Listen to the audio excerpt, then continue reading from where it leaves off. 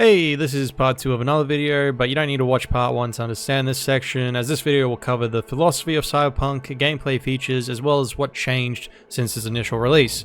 I'll also be breaking down notable side missions and what they tell us. And I'll also be answering what was the downfall of Cyberpunk 2077 and what saved it. Also, if you like this part, feel free to go check out part 1 where we dive more into the main story and break down characters into more details. And if you're feeling generous, why not subscribe? Can restore the dead back to life. The main philosophical question that Cyberpunk covers is what it means to be human in a time of advanced technology. With the rise of artificial intelligence, cybernetic enhancements, and virtual realities, the boundaries between human and machine are blurred. This raises questions about identity, consciousness, and being human. I mean, Johnny is a perfect example of this. He is a construct of a dead man's memories. To him, he is real, but is he human? Where is the line between human and machine? Are a pile of memories enough to say you are human? People in Cyberpunk replace and change parts of their bodies like they're buying a new phone. This brings up the theory of Theseus' ship. If you replace every part of yourself with new technology over time, at what point do you stop being human? Atom Smasher is the perfect example of this. He is 96% cybernetics. He is barely human, but there's an argument to be made, is he even human at all? He is owned by Arasaka doing whatever they ask, he is barely capable of enjoying normal life and everyday necessities. So is he human or just a glorified machine, a tool programmed to carry out the will of his corporate masters? This idea is central to many other Cyberpunk stories, where the distinction between human and machine becomes increasingly difficult to define. In some works, similar to one that Keanu Reeves worked on, you might know it as a little movie known as The Matrix, the conflict is portrayed not only as an external struggle, but also as an internal one, where the characters are forced to question their sense of self. Have I asked you to do that? No. I just thought that since... Who asked you to think? Excuse me? I know damn well it wasn't me. Who was it? A word of advice, if I may. Do only what you're told to do. Cyberpunk covers the topic of corporate control and capitalism heavily throughout their game. The game depicts a future where corporations hold more power than the governments. In Cyberpunk's lore, in 1993, many corporations were forced to file for bankruptcy after the world market collapsed. The larger companies that survived were able to fill the space that was left, making them even larger. After the collapse, the federal government had no power to stop these mega corporations from seeking more power.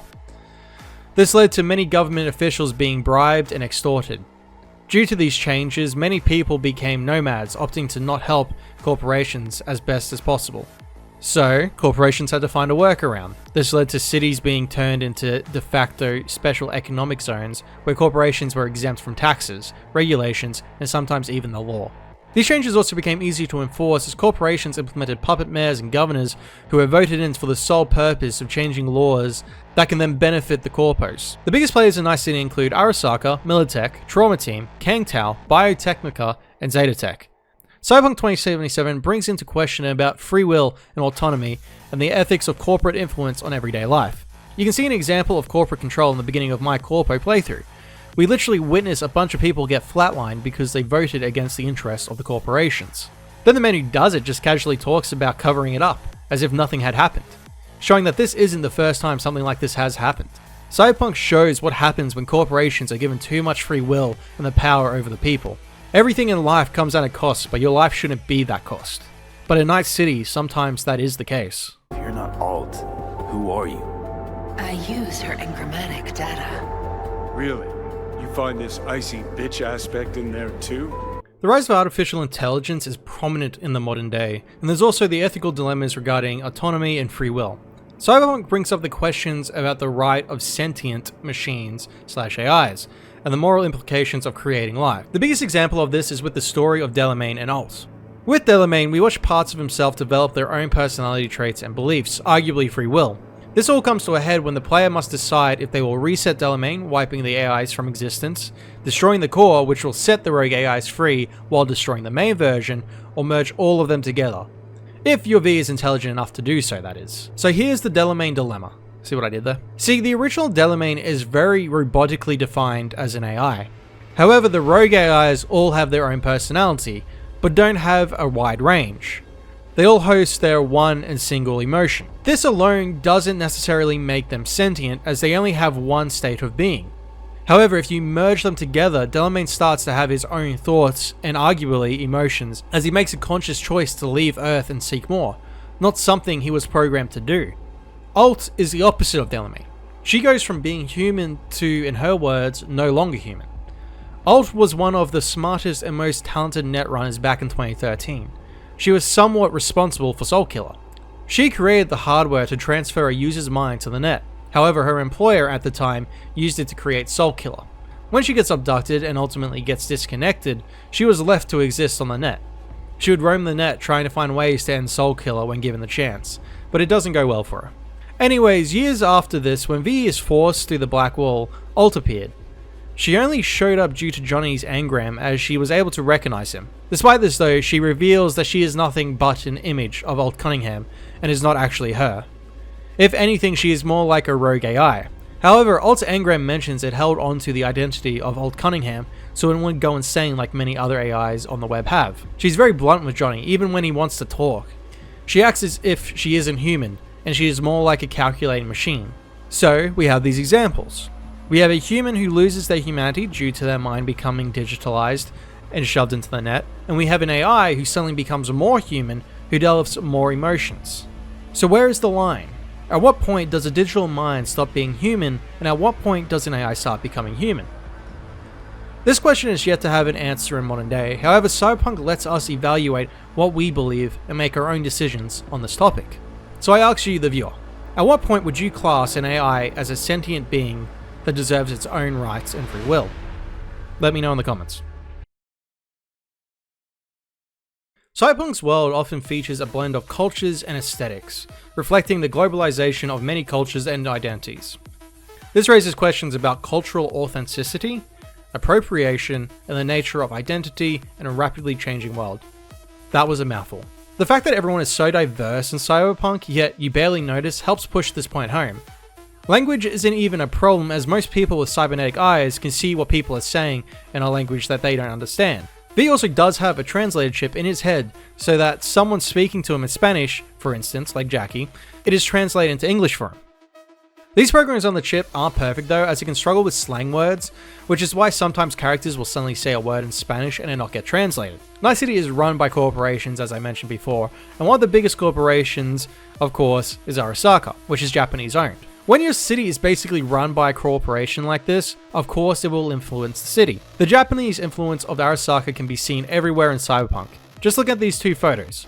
You can see the Japanese influence from the real world in the world of Cyberpunk. That's also why many shops in NC are inspired from Japanese culture as well. It is also seen in most of the programming in Cybernetics, as when a player dies, the lines of code are in Japanese. In all honesty, this blending of cultures isn't a bad thing. It's great to see so many people living together. The biggest problem is blending the good things from every culture together. However, it sucks that the environment that NC is, that the culture blending is tainted by the oppression and corporate violence. Holy. Cyberpunk often explores how technology influences collective identities, particularly in the context of issues like surveillance, control, and loss of privacy. It examines the tension between what it means to be an individual and what it means to conform in a tech-dominated society. When exploring NC, you can find a monk who is quite upset. He was forced to have body modifications done against his will, due to being captured by Maelstrom. This mission kind of helps show that not everyone in the future actually mods their body, and it can be quite traumatic for some, especially if it's against their will. The people without body modifications go against the grain in this world, thus they are treated as second-class citizens, or as if something is wrong with them anyways. I mean, they do still have physical forms of currency, but seriously, we only see physical forms of money like twice, I think. You know when you go to the store and you only have cash on you and you can't buy anything because they say that they only take card? That would be your everyday life if you had no form of cybernetics in Night City. Another interesting example of the impact of technology can be seen with the twin boxes for the boxing side quests. Once upon a time there was a pair of twins who were super close. They decided that they wanted to be even closer. Thus they merged their two minds, becoming one person and two bodies. This is extremely interesting as it brings up the question of individual identity. I mean, did they technically destroy themselves to create this new being? Because they definitely aren't two people anymore, as the boxes mention multiple times. See, he's just talking to himself when the two bodies are interacting with one another. The closest example for the real world that I can think of this is if you were to suffer from memory loss. Are you the same person after the memory loss, or are you a different person due to the fact that the things that shaped you are no longer there?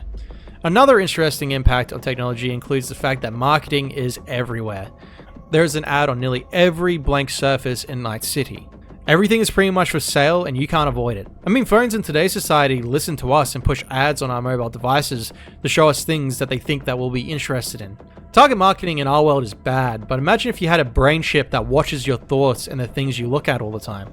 Businesses would know who was susceptible to their ads, thus being able to make it easier for them to take their money. This is the danger of target marketing in the world of Cyberpunk, and it's shown regularly. Wake the fuck up, samurai. We have a city to burn. Every character in Cyberpunk 2077 embodies a unique and differing ideology, so I figured I'd break down a couple we meet along the way. Johnny is a rebel with a deep hatred for corporations and the establishment. His ideology revolves around anti-corporations. Johnny views himself as a revolutionary, believing that megacorporations like Arasaka and Militech are the root cause of society's ills. He is willing to use violence and extreme measures to tear them down, if you didn't notice. Do whatever it takes to stop them, defeat them, gut them. If I gotta kill, I'll kill. If I need your body, I'll fucking take it. His hatred for corporations can also be seen in the fact that he believes in complete freedom and doing your own thing, which can be seen as he dislikes his old fan who still listens and fanboys over him all these years later. Johnny also holds a nihilistic view on life, often expressing cynicism about the world and its lack of ability to change. His experience with loss and betrayal has caused him to have a very negative worldview. Judy is definitely an idealist. Judy represents the fight against marginalized groups in Night City. She actively fights against oppression, especially against adult entertainment workers, women, and the LGBTQ community. Judy also represents the support of technological progress. She believes that technology can be a tool for empowerment of the people, although she is very wary of its exploitation by corporations. Panam's ideology isn't hard to guess, it's independence as well as justice. Panam's whole story arc is her figuring out who she is separate from everyone else. She is also very passionate about doing what she believes is right, even if everyone disagrees on her acting on it. Takamura's ideology is one of traditional honor and loyalty, as well as a personal integrity and duty above all else. He constantly talks about loyalty and honor, however there's one problem with this. He represents these values and what happens when these values are corrupted and used by an entity for corporate gain. In this instance, Arasaka. They groomed Takamura and reinforced his beliefs while welding their agenda into him, to make him a loyal soldier. So loyal in the fact that he doesn't stop believing in them until they abandon him, attack him, and destroy everything he cares about, which only occurs in the Phantom Liberty ending. You killed him! You killed Skippy!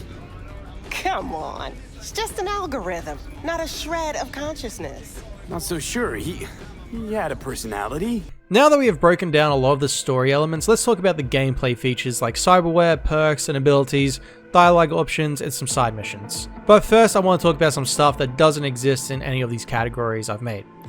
Let's start with car combat. Driving in Cyberpunk was memed on heavily on first release, which is fair because I mean, there was a lot of problems. Driving in Cyberpunk is definitely a weird feeling. Many cars either stick to the road too much, while other cars can barely turn left without spinning out. However, the driving has definitely improved since the game first came out. Driving has also become a lot more fun in Cyberpunk as car combat became a thing. Being able to fire your weapon while driving is a small thing, but it's something that is noticeable. It was definitely a nice change even if I'm not the best at it. I also like the fact that you can get chased down by gangs now if they are upset with you. I have no idea why they may have an issue with me though. Another thing I noticed is the fact that you can get Johnny's opinion on every mission. If you go into the journal where the mission select is, you can see Johnny's opinion on that mission. Sometimes he understands it, but most of the time he's pessimistic, talking about how it won't end well.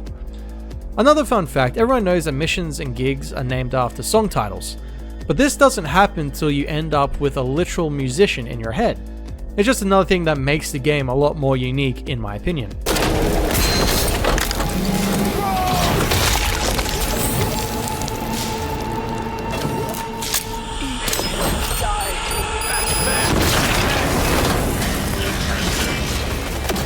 Another big improvement to Cyberpunk's 2077 is the Atom Smasher fight. There were many complaints when the game first came out. It was glitchy on release, which is no surprise. However, the boss fight features were just very limited. The original Atom Smasher fight included him running at you and you would just shoot him. He would occasionally shoot at you, but besides that method, he didn't really attack you in any other way. Well, he would shoot rockets, but by the time they reached you, you'd be on the other side of the map. He would also just tank all the shots, which wasn't a challenge, it just dragged the fight out. The fight was repetitive. You'd run because you could move faster than him, shoot him, repeat. Now that the game has been fully updated, the fight is actually enjoyable. Instead of just running at you slowly, he actually uses his cyberware with the Sandever stand. You know that thing that makes him move really fast? Yeah, you can do that now, making it harder to shoot him and follow him.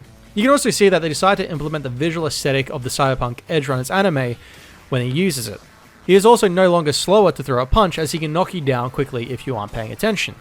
Reinforcements can also show up and be overwhelming when they are shooting at you from the upper levels if you don't deal with them. Atom Smash's other abilities include hacking the Cyberware, which temporarily makes it so he's more prone to attacks, and it also blinds him. He can also shoot rockets out of his back, which covers a large area instead of one small little area. These rockets basically cover the entire first level.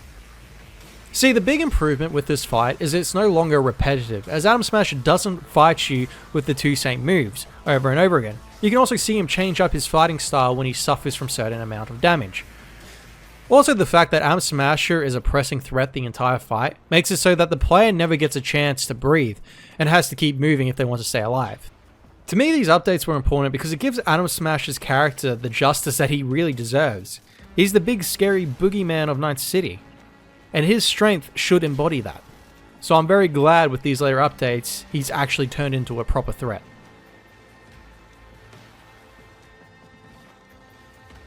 Another great introduction was the use of the Metro. The Metro introduced some more fast travel options while also giving V the chance to enjoy a nice, calm train ride throughout the city. There isn't much to do on the train except for enjoy the atmosphere and just chill, but it's another element that just makes the world feel more realistic.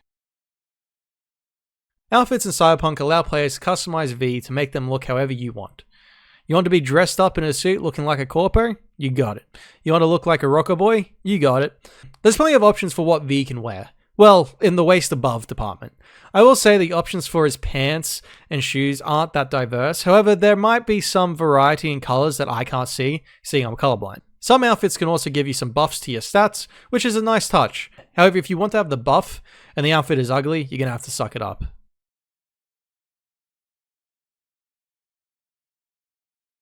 A later update introduced the cool aspect of the apartments. In the original release of the game, V only had his apartment, and there was really not much for a reason to return or visit.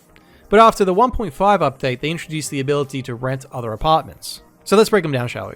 The first apartment on our list is Northside, which is located in a drive-in motel, which provides convenient access to vehicles. It is small and seedy, but contains all the essentials.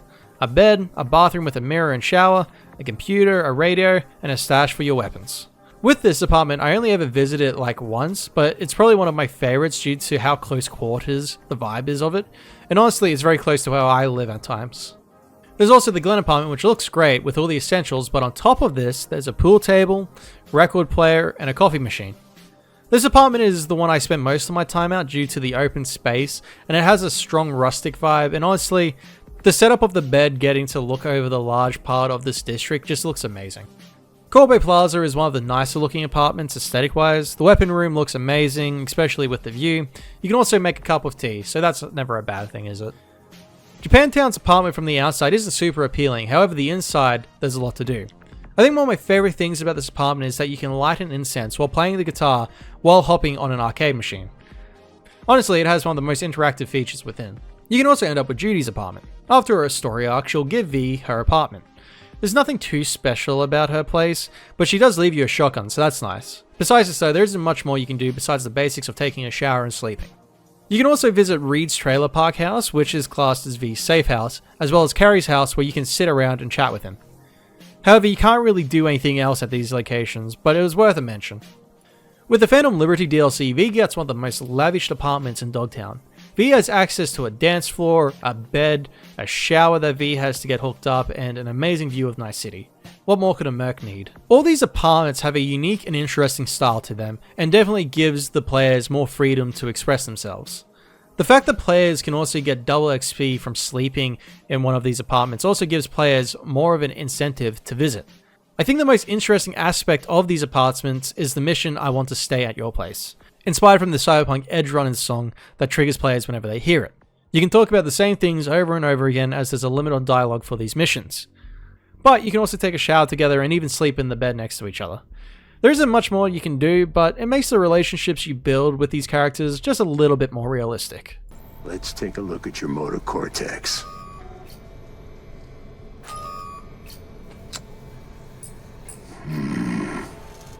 Cyberware is a key part of Cyberpunk's story, as without it, V would definitely not survive the things he goes through.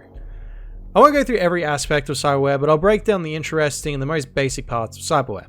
In Cyberpunk, you can basically replace every part of the human body, as long as the body can handle it, that is. See, when Cyberpunk first came out, you could chrome yourself out with no limits. Yet sometime later, they put a limit on how much Cyberware V could actually have, as cyberpsychosis is a real thing in the universe, and it happens quite a lot to people who have excessive amounts of cyberware. One of the most prominent parts people can mod is their arms. You tired of those useless pieces of meat known as your arms? Why not remove them and replace them with mantis blades? One of the most prominent arm mods in Cyberpunk. They're one of the most terrifying looking mods and definitely fun to use while terrifying your enemies. But mantis blades not your thing? Why not try gorilla arms? This piece of cyberware gives you a permanent buff to your strength. This mod isn't too flashy as others, however it does give a massive strength boost and makes hand-to-hand combat as easy as pie. These mods are actually normally seen on the animals, as their whole thing is strength. The gorilla hands, gameplay wise, are great at knocking people out that you don't want to accidentally flatline. It's also very useful for the boxing side missions. Besides this, however, they are okay, but aren't super fun. Monowire is a close quarters weapon that is definitely more efficient. It's more of a weapon for netrunners and is basically a whip. I didn't use this mod too much though through my playthrough, however when I did use them, I did feel like I had an extreme amount of power in my hands. The final arm mod is the grenade launcher. You're unarmed, you're defenseless, you're surrounded. Well, that's what your enemies may think, but with the flick of your wrist, you can leave a decent crater in the ground. This mod is probably my least favorite mod out of all of them, as it takes up your grenade spot. This means you can't use your grenades, which is definitely a bit annoying as certain grenades are a lot more efficient than this mod. But it's still a cool feature. If modding your arms isn't your thing, why not get some new legs? The legs are one of the more interesting blade mods as they can let you get to places you could never get to before. The mod that I used the most was the charge jump. I used it heavily to get to higher places and to avoid being surrounded. There's also a panther mod that basically makes it so you're nearly impossible to see and negates fall damage, which is perfect for stealth playthroughs. You also have mods that make it so you can move like Usain Bolt. Which brings up an interesting question. What is the Olympics like in Cyberpunk? Seriously, I kind of want to know. I kind of want to see this. There's a bunch of like decked out cybernetic people just like running a track. I'd also want to see like throw in like one of the monks who don't have any mods and just see how they go in the Olympics. Anyways, back to what I was saying. You can also get some mods that can allow you to double jump, which I'm not too sure how the physics on that really work, but whatever. I never really used this one anyways. Now one of the most interesting pieces of Cyberware and Cyberpunk, the Cyberdeck. This is what I used heavily during my playthrough as I went a netrunner route. The Cyberdeck allows users to do a lot, whether that is hacking into equipment, forcing enemies to detonate a grenade in their hand, wiping their memory, frying their brain, temporarily blinding them, and forcing people to suffer from cyberpsychosis and self-flatlining. These abilities were overpowered when the game first came out, however they definitely made it more balanced after the updates. As using quick hacks can be traced by enemy netrunners now, that if you do not get rid of, they'll eventually reveal your location. This aspect also makes enemies more competent and more threatening than when the game first came out. However, if you don't want to deal with the hacking, you can go the easy route of not having a cyber deck at all. You can put a whole different operating system in, which is a lot simpler and easier to use if you're looking for a more fast-paced experience. You can get some that make you invincible, while others make it so time slows down and you can move faster than any other ordinary human. However, personally, I'm always going to be a big fan of the cyber deck. But it's also good that they added another operating system with later updates, as it gives other players who aren't a big fan of that method a new way to experience the game. The skill tree is one of the most improved upon things in the latest versions of Cyberpunk's 2077. The OG skill tree looked meh, its layout was unappealing and wasn't very clear. With the latest versions of the skill tree, it's laid out in a way that is a lot easier to follow. The images have also changed slightly with a heavy inspiration from the Cyberpunk Edge Runners anime. Now don't get me wrong, the show was amazing, however the game in my opinion should be its own separate thing in its own right. However, this isn't a deal breaker and it's a nice nod to the show. The skill tree is built around 5 core attributes that represent the fundamental aspects of V's abilities. These attributes govern how efficient you are in different playstyles and unlock various perks in that respective categories. Anyways, let's start with each category. The body attribute enhances V's physical abilities such as health, stamina, and melee combat. It's great for players who want to play a more direct tank-like role in combat. This skill tree affects melee combat, sprinting, increased health, resistance to damage, and physical ability bonuses. The skill tree is also great for intimidation checks and for assessing the strength of an enemy force. Intelligence is central to netrunning, aka hacking. It determines your ability to interact with cyberware, security system, and devices, allowing you to manipulate the environment and enemies through quick hacks. These skills improve quick hack duration and damage, increase efficiency of cyberware, and enhance stealth. This ability also allows V to understand more complex topics when it comes to netrunning and programs. Reflexes govern your speed, weapon handling, and the ability to land critical hits. It's ideal for players who prefer fast-paced attacks and enjoy dodging. It also improves weapon handling for ranged combat. Technical ability allows V to craft items and upgrade cyberware on his own. This attribute is also used to using tech weapons, such as those that you can shoot through walls with. Technical ability allows V to craft items and upgrade cyberware on his own. This attribute is also tied to using tech weapons, such as those that can shoot through walls. Technical ability also offers the option for players to hack or modify gear. It also allows V to work on machines so he can open doors or objectives without having to just brute force his way in.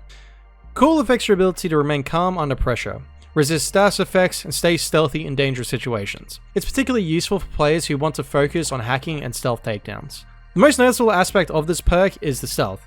It also improves combat awareness when outnumbered and increases damage of stealth attacks, especially when it comes to a blade. All these abilities give players the means to replay Cyberpunk with a whole new playstyle. You want to hack everything? Go for it. You want to run headfirst into every situation and just tank it? Go for it. You want to be a cyber cowboy? Go for it. Stealth runs? Go for it. See, that's one of the best things about Cyberpunk 2077. There's so many ways to experience and interact with the world, and there's so many different playstyles you can go through. It's just something else that adds to the replayability of this game. Cyberpunk has many unique dialogue options. There's also very few noticeable dialogue options where you can tell that the answer was basic, so it would apply to both choices you make. I also like that in Cyberpunk that whatever you're proficient in, it can help in conversations. For example, having a high strength stat makes it very easy to push around other characters. Can't believe you've made it this far. You and your shit again? People who don't judge their competition don't last too long on the streets. I've met people like you before. They're all dead now. Know why? Because none of them could get the spec on me. Nice try. You're bluffing. Trying to trip me up. I've danced with Maelstrom and Arasaka. You think you could so much as scratch me? You'll die before you can pull that trigger. I guarantee you. Fuck it. It's Bale. For years, nobody touches this place, and now this? Where's 6th Street when you need them? Thank God you were here. Order whatever you want. It's on the house.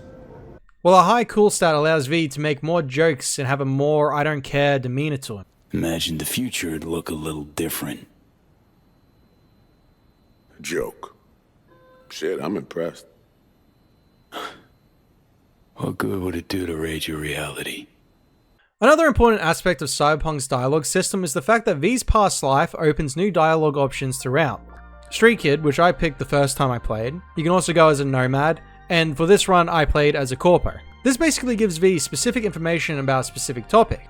One thing I noticed through my second run through of Cyberpunk was that the corpo route seemed to have a lot more effort put into it than the Street Kid did. So I did some research and yep, I was right. Turns out the corpo route just has way more options and it is noticeable. In all honesty though, this is noticeable with the skill route as well. I noticed that the intelligence, strength, and cool paths have more dialogue options, while I don't think I ever saw a reflex option for any dialogue options. Phantom Liberty's dialogue definitely is an improvement, however, that's basically because they had less to worry about and they could focus more on the story. However, they kind of had to focus on the dialogue options as it lines up well with the espionage and spy theme of Phantom Liberty. Besides these complaints though about the dialogue being limited for certain playthroughs, This issue is fairly small, as there's over 100,000 lines of dialogue, which is 20% more than The Witcher 3. This complaint also can be forgiven, as if you don't have the appropriate stats for a conversation or decision, it isn't the end of everything, as there's multiple ways a mission can end, and you can still finish the mission even if you mess up a speech check. I think that's what makes Cyberpunk so interesting. You really do have the freedom to do as you please. If you decide to leave most missions and not complete the objective, you won't be punished for it. The only punishment is the impact on the world around you. I mean, you can fail the beginning of Phantom Liberty's mission to save the president, and if you fail, that's it. You can carry on the main story like nothing ever happened. Speaking about missions, why don't we have a look at some of the more impactful side missions of Cyberpunk?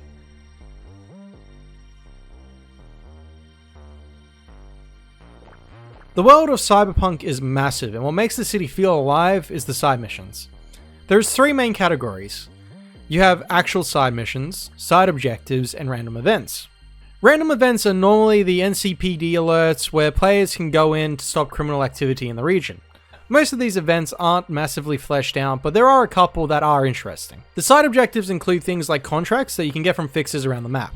Contracts are a great way to earn eddies in Cyberpunk, as well as earn more XP points.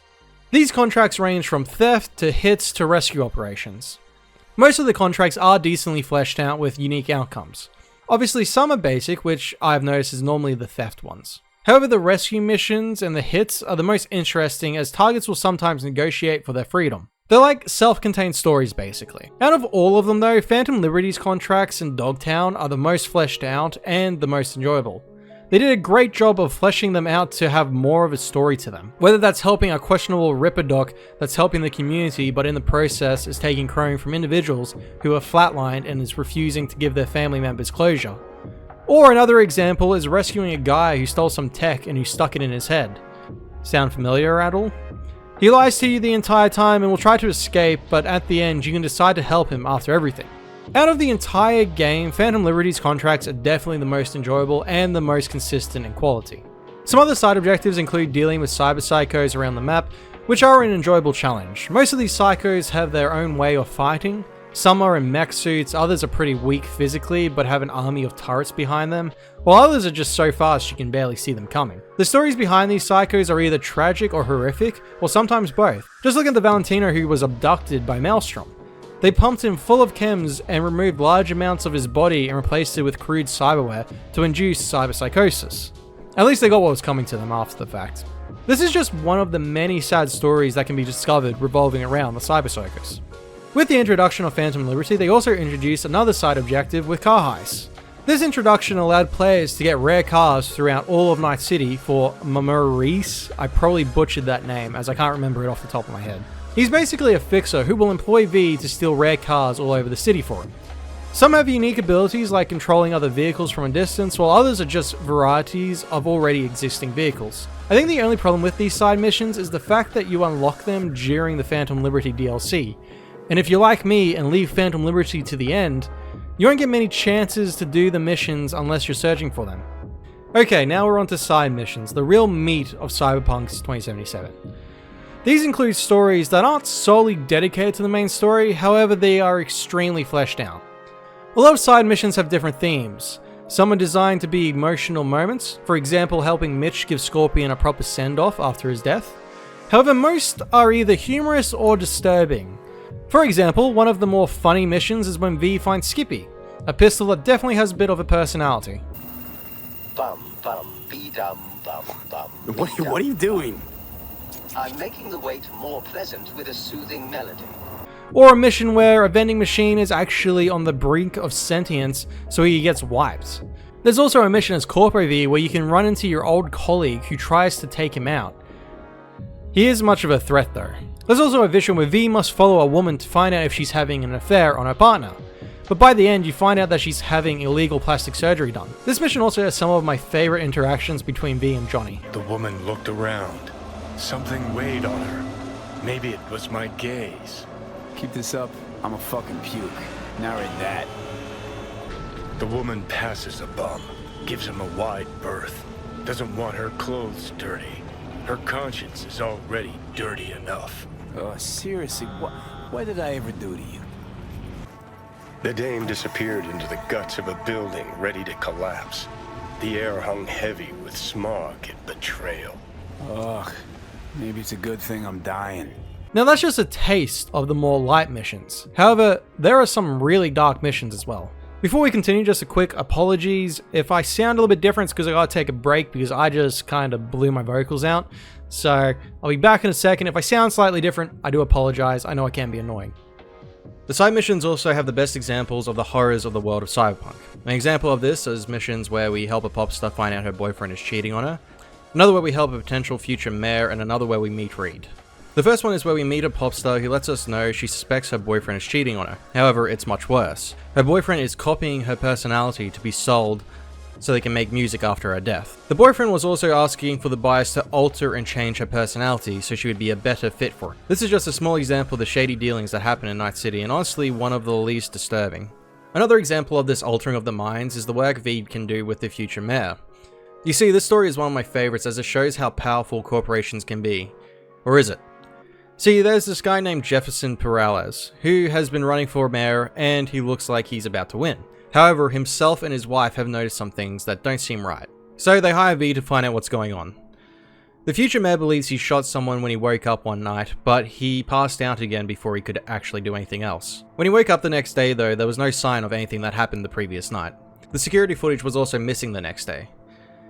V would explore the apartment and find a hidden room within their apartment, and with a large amount of surveillance equipment. Turns out the security force that they had hired had been monitoring them. But that isn't just it, as it turns out they were using mind-controlling technology to alter the mayor's mind. They would do things like make the mayor forget he has a brother who died, change his taste in music, and ultimately change his entire personality. What's worse is that the mayor and his wife aren't the only victims of this, as when V tracks down the vehicle sending the signals into their home, he finds a list of a wide range amount of people that are having the same thing done to them. This story to me is one of the creepiest due to how it brings into question free will, and if tech like this ever did exist, whoever had it could control the world. This mission has another level to it as well, as it is hinted at that it could also be rogue AIs doing this. Artificial intelligence that has a grudge against humans who wish to destroy and bring down the Black Wall. This could lead to the end of the cyberpunk world, as they now have the powers to manipulate the physical world, so much so that they could put a puppet mayor in to do favors for their agenda. This story is great if you have paranoia about being watched, hey. Now I have left the creepiest mission to last, and if you've played Cyberpunk 2077, you probably know what I'm talking about. See, there's this detective named Reed, and his nephew has gone missing. Reed suspects that a man who was found with a body was responsible. However, the problem is the suspect is in a coma. With the help of V, they can access inside his mind, and it's just a nightmare. We get to see the horrible life that the abductor went through growing up. And you actually start to kind of feel bad for the kid. Just a little bit. However, then you jump to a more recent memory and you lose all sympathy. You see that he's treating young men like cattle. We see him lure his targets in via online messaging boards. He buys them gifts to gain their trust till they agree to meet up with him, where he will then abduct them and take them to his farm, where he'll pump them full of all sorts of chemicals. This mission started off with me feeling uneasy to actual fear. Everything about this mission is just uncomfortable. The creepy kids cartoon on repeat, going through the corrupted memories of a madman.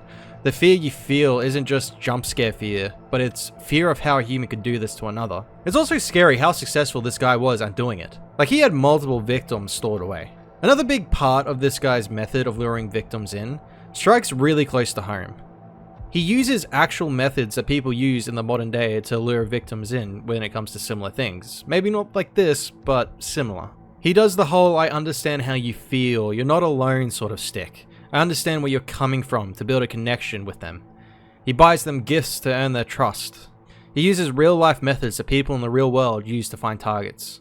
This mission to me is the scariest, not because of the jump scares or the existential horrors, but because it's so real. See, with all the other horror aspects of Cyberpunk's 2077, you know it's creepy and disturbing, but you feel safe because you know in this moment right now that the technology to do those things do not exist yet, or downright are impossible to do.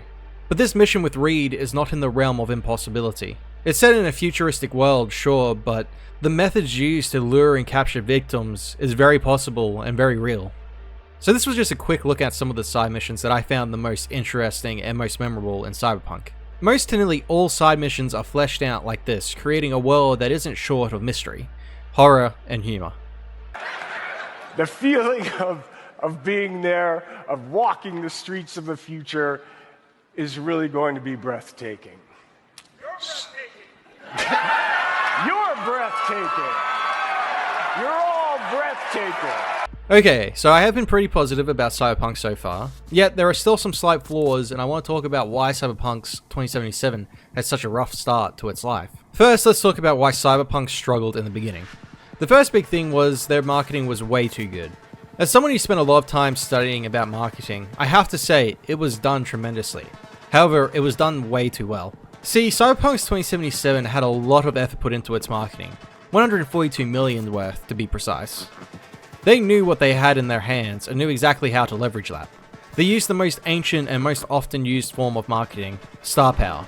However, they had a celebrity who was actually well liked in Keanu Reeves, and who wasn't saturating the market at the time. Their marketing team went down the route of talking about how big the game's story would be, with all its branching stories with different endings, which wasn't hard to believe as CD Projekt Red had already a popular franchise in the Witcher series that is held in high regard for its story elements. They were so good at hyping the game up that the expectations were through the roof. So much so that lots of people started to tell others that they should temper their expectations, otherwise it won't live up to them. And what did people do? Yeah, they didn't listen, which you could see with the 50 million USD the company made in pre-orders. Then when the game officially released, it was buggy, had a bunch of issues, and barely lived up to what was promised. I think the biggest reason for all these issues are due to the fact Cyberpunk's 2077 was the first game they have ever made in this style. See, CD Projekt Red's most successful franchise is The Witcher. They have been releasing Witcher games since 2008, and that's it. So yeah, it's no surprise that Cyberpunk was such a mess at launch. The company threw themselves into the deep end in a genre that they had no experience in. Also, the fact that they released the game before it was ready didn't help either. But however, this isn't fully on them as the fanbase was pushing heavy for them to release it, and I'm sure their shareholders weren't helping either. Besides this, you have to give them some credit. Instead of doing what a lot of companies do these days, of pretending that they can't hear the massive backlash and complaints, they owned their mistakes. They stuck to the game and went to work releasing patches and improving the game. So much so it actually became playable, and I mean while writing the script, a patch is just released that allows players to change the colors of their vehicles. I mean, they just keep going. They really do care about this franchise and are putting a lot of effort into it, which can be seen and appreciated. See, I think CD Projekt Red are great at storytelling. However, they were still learning when it comes to the first-person mechanics. But once they mastered this, I'm sure the next installment to the Cyberpunk franchise will be amazing. Now, I want to make it clear, I couldn't have done any better. I know nearly nothing about making video games. The closest I did was probably in high school when I created a Flash game.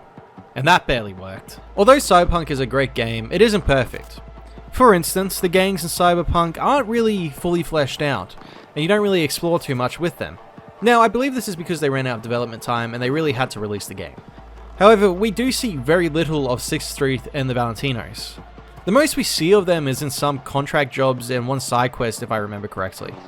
See, the groups we see the most of include Maelstrom, which is fair as they are terrifying, Vargas seeing they run Dogtown, the Voodoo Boys as we go to them for help, but that's about it. Now we do see the animals and members of the Mox, but we really don't get much of an interaction with them. See, I believe these groups could have been fleshed out way more. Even a system where you could help one group more than the other to help them expand their territory to grow more power would have been an amazing implement. However, I understand that the game is massive and it would have taken a lot to implement these changes. Think this is it, kiddo? Yes. So? Another downfall of Cyberpunk is the fact that a lot of the world's environment is barely utilized. For instance, I barely spent any time on top of the map in Watson. Now I'm not saying this section was empty, there's definitely things to find. I mean, I found my main vehicle there during my stream. There's also a lot of random items that can be found, which you can see in the official interactive map. However, when it comes to main missions, there's very rarely a reason to ever visit these locations. Another section of the map that was underutilized was the Badlands. Now before anyone says anything, yes, it makes sense for the desert to be abandoned and empty. However, I do wish you had more reasons to go and explore the Badlands. Now besides this complaint though, it's understandable as the main attraction is definitely the city, and it makes sense that CD Projekt would have spent a lot of their time working and building on this region mostly. I think a big problem with Cyberpunk is the main attraction is the story, and once you complete the story, there's not much more to revisit and do afterwards. Does this make it a bad game? Absolutely not. It's got one of the best stories in my opinion, and honestly, I look forward to the next one. But I do hope that in the next game, there'll be a bit more to do in the open world. Stuff that isn't necessarily just an objective, things you can interact with more freely and casually, as you come across them. But who knows, maybe I'll make a video on Cyberpunk Orion whenever that comes out, and hopefully it'll be 10 times better than Cyberpunk 2077. The release won't be all buggy and glitchy, and everyone will be happy, everyone in the company can make lots of money, us fans get what we want, but who knows, we'll see what it's going out. One thing's for sure though, I'm definitely looking forward to more media being released revolving around Cyberpunk. Cyberpunk 2077 emerges as a compelling narrative experience that intertwines rich character development with amazing world building. It was a great game that suffered from great marketing that led to high expectations that they failed to meet. Yet, despite the massive backlash and controversy, they didn't abandon the game. Instead, they dedicated 4 years improving and fixing bugs to create one of the most memorable and unique experiences in gaming. Cyberpunk is an example of when a developer truly cares about what they're making and their community. CD Projekt Red managed to turn a tabletop game from 1988 into a massively successful video game, against all the odds. Cyberpunk's story is one of endurance, loyalty, loss, and love, that players still think about long after the credits roll. It's a game that encourages us to look at ourselves and the world we live in today, and it encourages us to make a difference if we don't see what we like. And to me, that's a hallmark of a masterpiece. Hi, it's Cameron here. Just wanted to say thanks for watching this video. It was definitely a passion project for me and something that took a lot of effort to make.